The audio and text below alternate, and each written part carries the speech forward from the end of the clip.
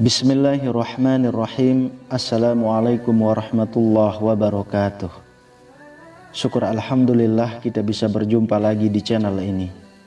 Sholawat dan salam selalu dan tetap tercurahkan kepada junjungan kita Nabi besar Muhammad sallallahu alaihi wasallam.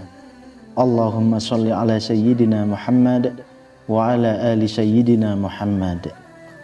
Harapan dan doa saya semoga saudaraku semuanya selalu diberikan kesehatan, dilapangkan rezekinya, diampuni dosa-dosanya, dan dipanjangkan umurnya. Amin ya rabbal alamin. Sahabat beriman yang dirahmati Allah, kisah ini mungkin telah sering kita dengar, namun sekedar mengingatkan kembali tentang perjuangan wanita mulia ini. Semoga dapat mengembalikan gairah kita untuk juga bisa menteladani beliau, wanita yang berhati baja. Nusaybah binti Ka'ab radhiyallahu anha, namanya tercatat dalam tinta emas penuh kemuliaan.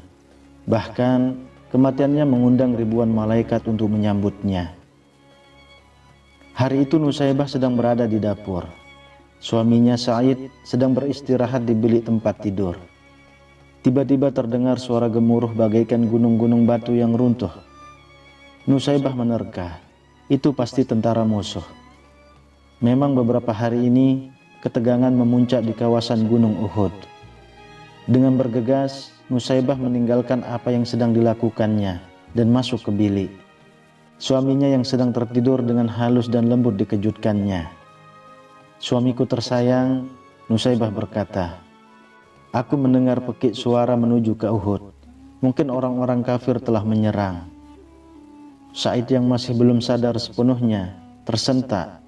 Dia menyesal mengapa bukan dia yang mendengar suara itu, malah istrinya. Dia segera bangun dan mengenakan pakaian perangnya. Sewaktu dia menyiapkan kuda, Nusaybah menghampiri. Dia menyodorkan sebilah pedang kepada Sa'id. "Wahai suamiku, bawalah pedang ini, jangan pulang sebelum menang." Sa'id memandang wajah istrinya. Setelah mendengar perkataannya itu, tak pernah ada keraguan padanya untuk pergi ke medan perang. Dengan sigap dinaikinya kuda itu. Lalu terdengarlah derap suara langkah kuda menuju ke utara. Sa'id langsung terjun ke tengah medan pertempuran yang sedang berkecamuk. Di satu sudut yang lain, Rasulullah melihatnya dan tersenyum kepadanya. Senyum yang tulus itu semakin mengobarkan keberanian Sa'id. Di rumah, Nusaybah duduk dengan gelisah.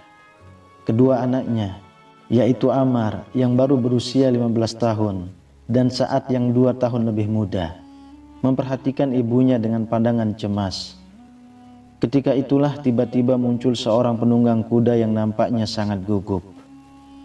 "Wahai ibu, salam dari Rasulullah," berkata si penunggang kuda. Suami ibu, Sa'id, baru saja gugur di medan perang. Beliau syahid. Nusaybah tertunduk sebentar. "Inna lillahi," gumamnya.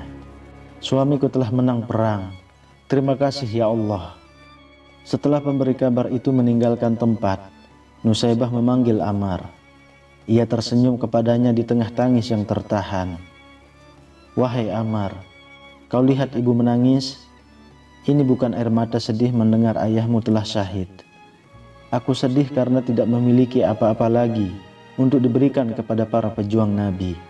Maukah engkau melihat ibumu bahagia?" Ammar mengangguk, hatinya berdebar-debar. "Ambillah kuda di kandang dan bawalah tombak. Bertempurlah bersama Nabi hingga kaum kafir terhapus." Mata Ammar bersinar-sinar. "Terima kasih ibu. Inilah yang aku tunggu sejak dari tadi. Aku ragu seandainya ibu tidak memberi peluang kepadaku untuk membela agama Allah." Putra Nusaybah yang berbadan kurus itu pun terus menderapkan kudanya mengikut jejak sang ayah. Tidak terlihat ketakutan sedikit pun dalam wajahnya. Di hadapan Rasulullah, ia memperkenalkan diri. "Ya Rasulullah, Aku Amr bin Sa'id. Aku datang untuk menggantikan ayahku yang telah gugur." Rasul dengan terharu memeluk anak muda itu.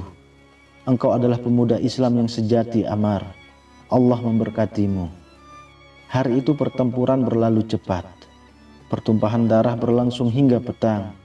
Pagi-pagi seorang utusan pasukan Islam berangkat dari perkemahan di medan tempur. Mereka menuju ke rumah Nusaybah. Setibanya di sana, wanita yang tabah itu sedang termangu-mangu menunggu berita. "Ada kabar apakah gerangan?" serunya gemetar ketika sang utusan belum lagi membuka suaranya. "Apakah anakku gugur?" kata Nusaybah. Utusan itu menunduk sedih. "Betul. Inna lillahi." Nusaybah bergumam kecil. Ia menangis. "Kau berduka ya Ummu Amar?" Nusaybah menggeleng kecil. "Tidak, aku gembira.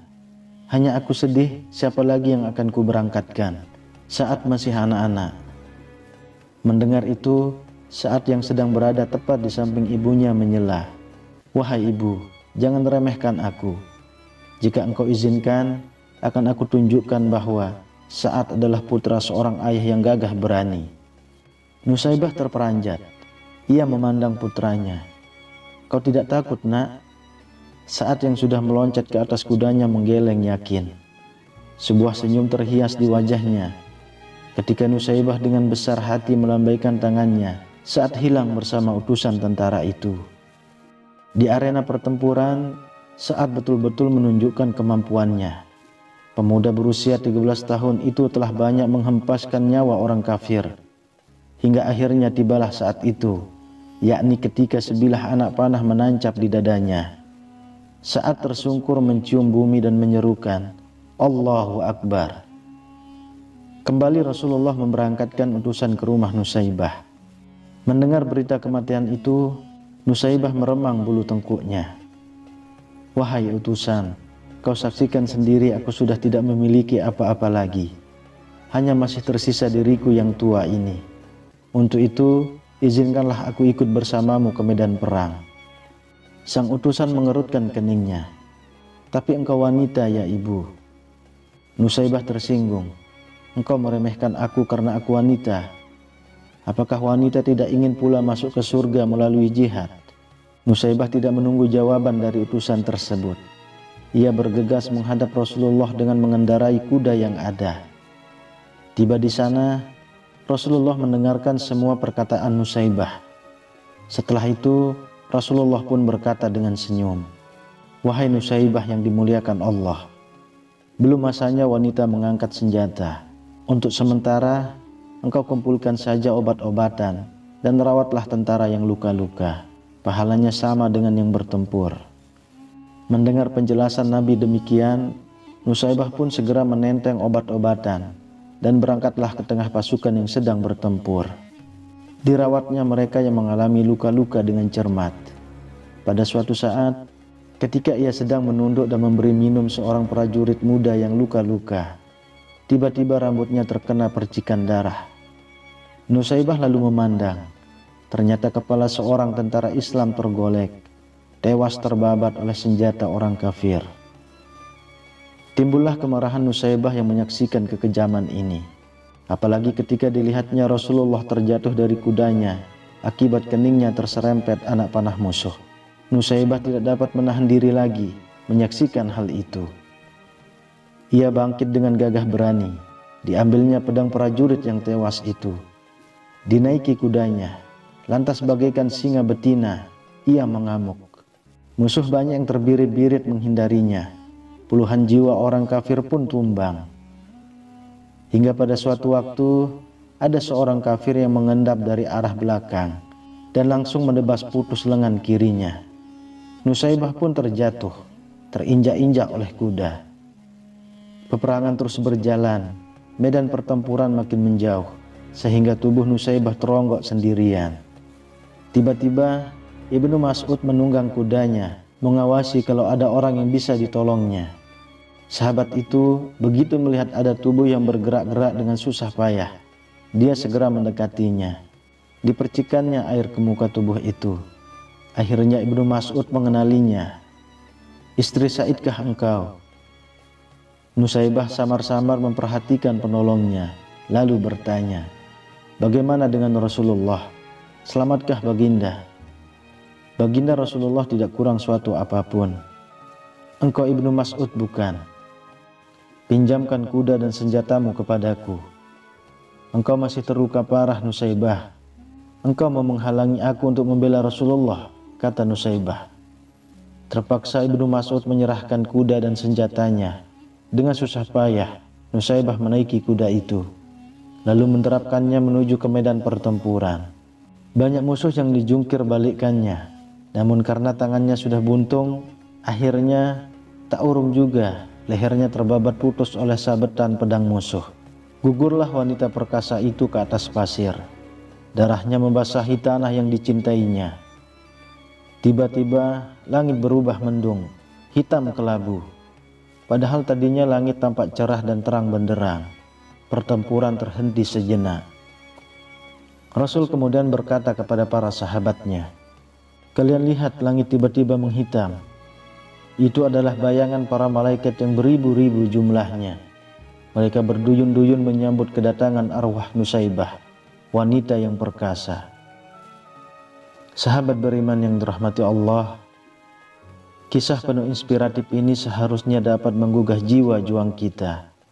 Kalau ingin anak menjadi kuat, maka kita harus menjadi ibu yang kuat terlebih dahulu. Wallahu a'lam bishawab. Demikian yang bisa saya bagikan. Semoga bermanfaat untuk kita semua. Amin ya rabbal alamin. Assalamualaikum warahmatullahi wabarakatuh.